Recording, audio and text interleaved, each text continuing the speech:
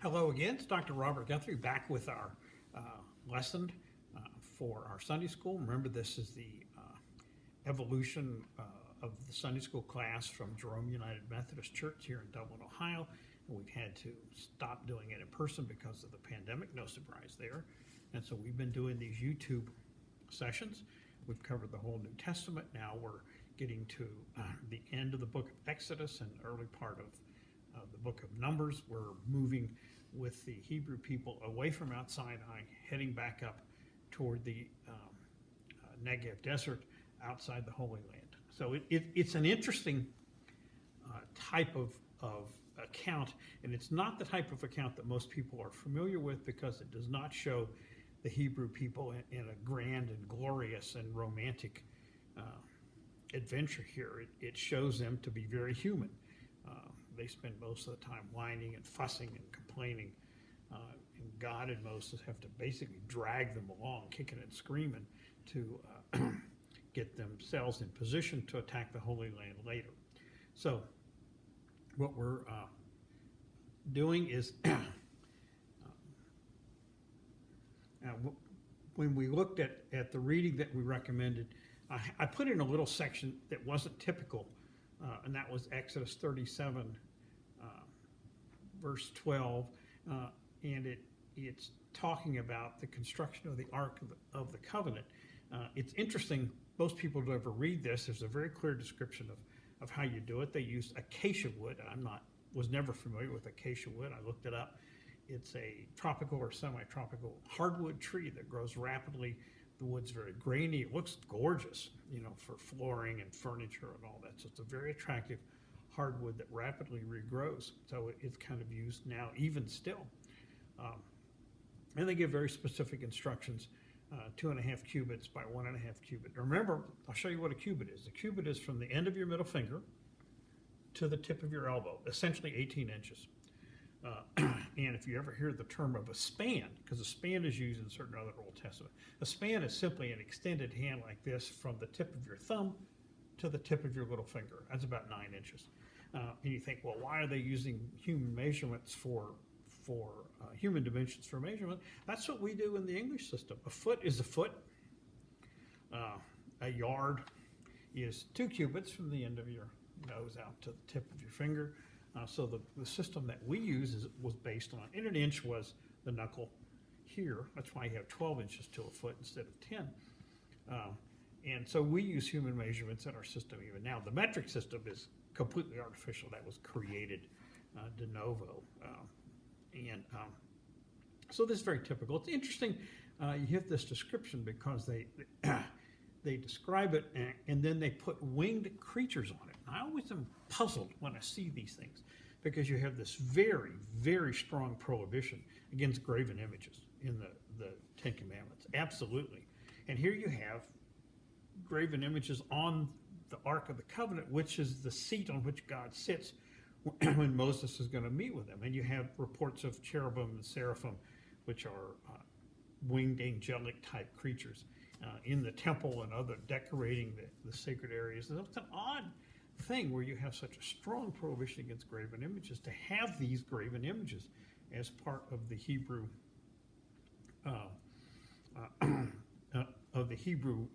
Ark of the Covenant, the seat of God. It's a very interesting question. I don't have an explanation for it other than human nature is human nature. When you go into Numbers, we started at 9 and 10. This is, and again, it shows the different accounts, the different sources that produce this one account. 9 and 10 are very priestly. The priestly presentations here are very organized. They're very thorough.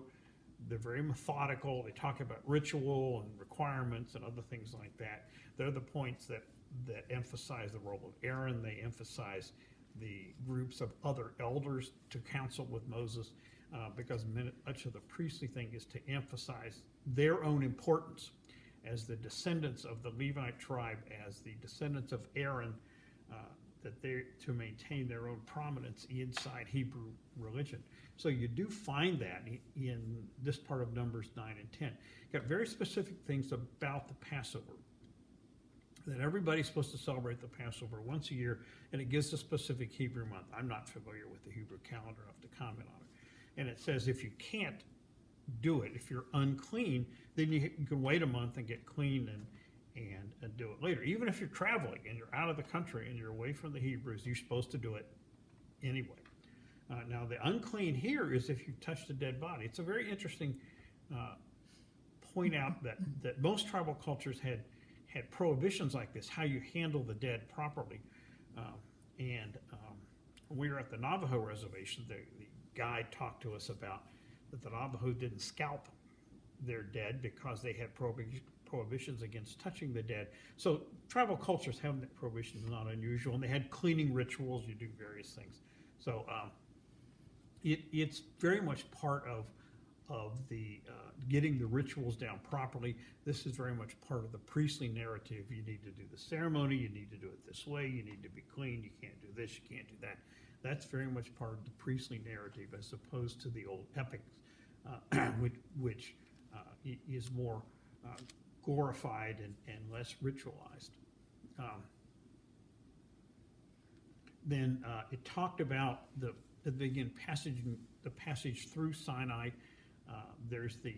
They would proceed along and they'd set up the tent of the meeting outside the camp, and God would descend. God's presence is marked off by a cloud, and Moses would go in the tent and he would meet with God, and the other people who are supplicants seeking assistance or aid or redress could come to the area of the tent, not in the tent. Only Moses could go in the tent, and they could have their conference there. It's an interesting thing. We don't think about God as having a physical presence. It's not something that's part of our modern belief system. But I do think the people who are, this is 4,000 years ago, 3,000 years ago, I have a very different, in which they see their gods as having a physical presence. So we don't see that, but it's very much part of that account. And so they would set the tent up, and the cloud would come down, and the cloud guided them in the early part of the Sinai. As they began to break camp down at Mount Sinai and head to the northeast to head for the Holy Land, Moses asked a man named Hobab to guide them. Hobab is essentially his brother-in-law. He's the another son of Jethro, the Midianite chief. Therefore, that would make him a brother of Moses' wife. And he asked him to guide him because basically he knows where they can camp, i.e. he knows where the water holes are between the Sinai, Mount Sinai, which is probably in south central Sinai, and the oasis at Kadesh Barnea, which we know where that is. There's a general consensus, and I'll show you a picture of it in a minute when they talk about getting there. And this is up. Kadesh Barnea is 56 miles southwest of modern Beersheba. There was no Beersheba there at the time of Moses. At the time of Moses, the most southern city was Hebron, which is about 35, 40 miles south of Jerusalem.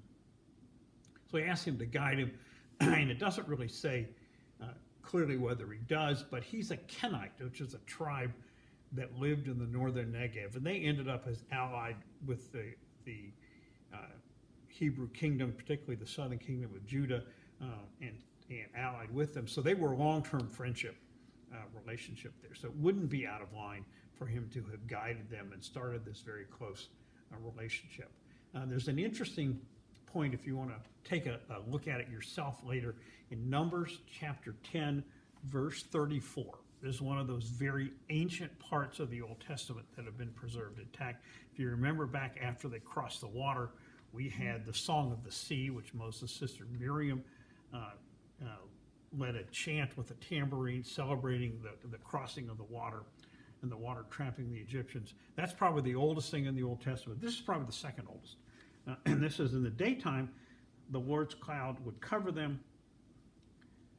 Once they had broken camp, whenever the ark set out, Moses would say, this is the song, "Rise, Yahweh, may your enemies be scattered, and those who hate you flee at your approach." And when it halted, he would say, "Come back, Yahweh, to the countless thousands of Israel." So this is probably an extraordinarily ancient chant, going back to the time of the Exodus, which is in the 1200 range in BC. That'd be 3,300 years ago, quite ancient, and here preserved in our writings.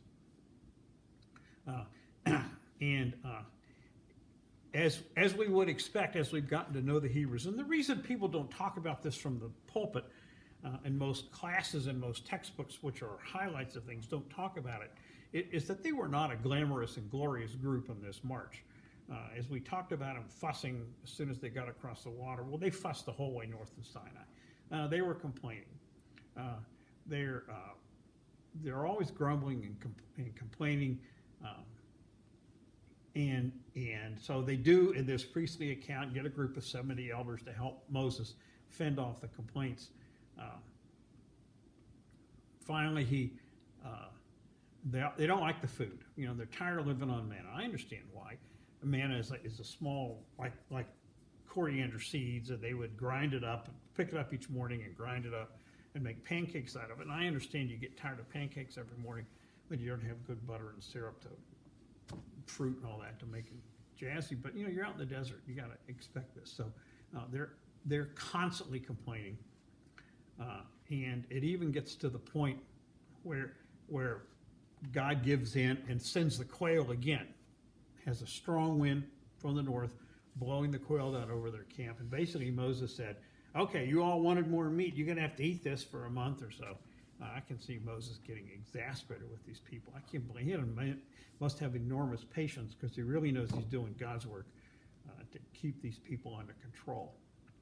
And it gets so bad that even his brother Aaron and his sister Miriam start criticizing, harping at Moses. Now remember, this is a long, painful march. They've left South Central Sinai. They probably only get about 15 miles a day. They're all walking.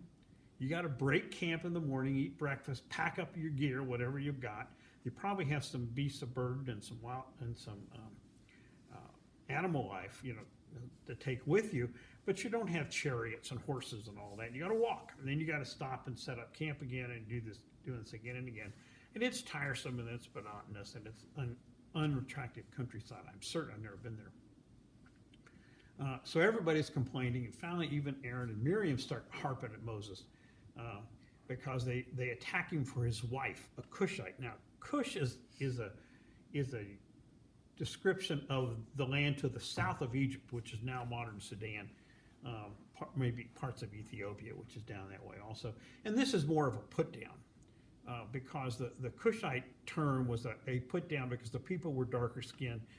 And people are often intolerant of people who don't look exactly like them. We see that rampant in human nature, even now, of course. So this was that kind of ethnic put down. What did you expect Moses to have? He's out living with the Midianite people for a long time after he fled Egypt. He was a young man. He wanted to have a wife and family. He did what was perfectly natural. You know, I mean, I'm certainly thinking, give me a break. So God intervenes and punishes Miriam, his sister. Her face becomes white. Interesting question. You know, did she have vitiligo? Probably a bad eczema attack is what it sounds like. And she's banished outside the camp for 7 days, and it resolves. It's interesting that she gets punished, but not Aaron. Why is this? You got me, okay? But Miriam gets banned from the camp for 7 days. And finally they get up to the oasis of Kadesh Barnea, which is all the scholars agree it's now a modern oasis. It's Tel Ein Kuderat. Now I went back into my files of biblical archaeology. This is from 1988. I've got them in binders downstairs. I've used this for the years I've been studying it. Eric's lining me up. And you can see the water starting down here, and it's running up. And this is still an oasis even now, because getting across the desert really requires... got it there? Okay, you can see it there. You can see the water running out. That's where one of the there's actually 4 springs at the Kadesh Barnea oasis. So this is where they come and they settle, and they stay there for 40 years. It's a very important 40 years in their time. There's 4 different springs around, so they could probably handle the 5,000 to 10,000 people that were part of the Exodus at that time. I'm going to take it down now and relate what happened. Why do they have to stay here 40 years? Because as you see from the account, the people who left Egypt spent all their time lamenting that they left. Oh, they were better off in Egypt. They had more food. They had this, they had that. They had been born and lived in slavery all their adult lives. They were dependent personalities, and they were not able to fend for themselves. And they were always lamenting back to the good old days back in slavery. It doesn't sound like good old days to me, but and they need to die off in that 40 years and be replaced by their children, because their children have grown up in the desert. They're tough, nomadic desert warriors, because you're going to have to be tough, nomadic desert warriors if you're going to conquer the Holy Land. It's not going to be easy. It's going to be a fight, and it's going to be difficult, etc. So that's why they had to stay here. And nobody of the original group except Joshua and Caleb, who were probably 8 or 9 or 10, maybe 12 or 14 when they left each, probably in adolescence, because they become adults by the time they get up here. They were young men at the time, and that they last long enough to enter the Holy Land. So they settle in there, and the former escaped slaves are whining all the time. So Moses sends scouts out. He says, okay, go on out and scout this out. So they scouted out from Hebron, which is the southern edge of civilization at that time. Civilization wasn't much. It's only about 40 miles south of Jerusalem, up to the northern part of the kingdom. And they come back, and the report is very intimidating. First, they do report that the land is prosperous and has good agriculture. Excuse me here. They bring back a bunch of grapes that they picked in Hebron. I've actually had grapes in Hebron. We were waiting for the bus, my guide and I, to take us back to Jerusalem, and there was some grapes going, and we had some. They were delicious. So it really does show because they got a lot of sunlight there. It really grows grapes very well. So they showed that the land was prosperous, milk and honey, etc. But they said the people are large, implying that they're giants, that it's well fortified. At this report, the Hebrews revolt against Moses. And they say, we're not going to attack these people. You dragged us all the way. I just hear them. You dragged us all the way out here. We've been out in the desert for 2 years. They come up against these people. I can just hear them. And Moses and Aaron, I think they're going to get stoned to death. And so you think, how could they do this? How could they revolt? He saved them from slavery. He took them on the revolt. He's gotten them all the way to the doorstep of the Holy Land, and they're going to revolt. Well, this is perfectly believable in human nature. There's a classic story in American history just like this, most people aren't aware of. If you're a student of the American Revolution, in 1777, after the British had driven us from New York and then captured Philadelphia and had to retreat into central Pennsylvania, there was a thing called the Conway Cabal, named after a man named Thomas Conway, who wanted to plot to remove Washington as commander, replace him with General Gates, known as Granny Gates. It would have been a disaster. We would still be a British Dominion like Canada now had they done that, because a couple years later, Gates took the army in the South and got annihilated at Camden in South Carolina and ran away out of fear. So it would have been awful, but we almost blew it in 1777, but we didn't. Washington was able to fend that one off. He had a couple army mutinies, which were really more, the troops weren't getting paid. I don't blame them for being upset over that. But this is perfectly believable, knowing that human nature is the same then as it was in here a couple hundred years ago as it is now. So God says, okay, none of you all, except Caleb and Joshua, who came out that are adults coming out of slavery, are going to make it into the Holy Land. So they end up staying there for the 40 years. Well, the next day, and all the people of the scouting party are struck dead, except for Joshua and Caleb. So the next day, part of the people revolted and said, well, they're going to go off and attack the Holy Land on their own. Moses stays behind. He does not go with them. The Ark of the Covenant, which is God's resting place, stays behind, so that you do not have divine approval for this attack. And they go off and attack, apparently, it's not clear, probably the Hebron area, because that's what they could reach. And And what happens to them? Of course, they get thrashed. And they get thrashed by the Amalekites and the Canaanites. And they chase them back to Kadesh Barnea, basically with their tails between their legs. God did not approve of this. God was not going to produce victory for them when they were being jerks and going off on their own. So every time you have a church fight or a squabble, most of which I've been through, I watched a lot of them. I won't fight.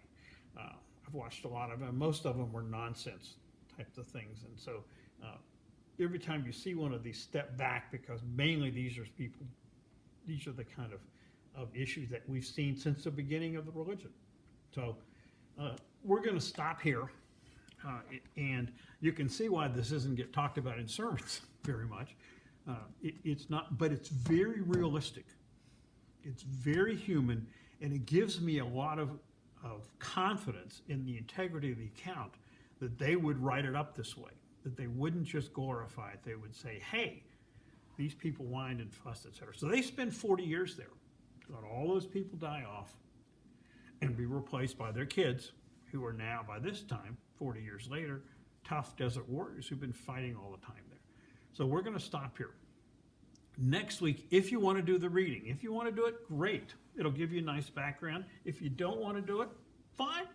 It's okay. I'm more than happy to talk. I'm a professional talker. We all know that. I'm happy to take you through it. If you do want to read, it's Numbers, 3 chapters of Numbers, 20, 21, and 25. I'm trying to do it slowly enough so you could write this down. And then 4 chapters in Deuteronomy. That's the first 4, 1, 2, 3, and 4 in Deuteronomy. Getting into a completely new account, you get into Deuteronomy. This is the fourth of those sources that we talked about. Numbers 20, 21, 25, Deuteronomy 1 through 4. It's always a pleasure to discuss with you, and I'll be back next week. This is Dr. Guthrie. Thank you.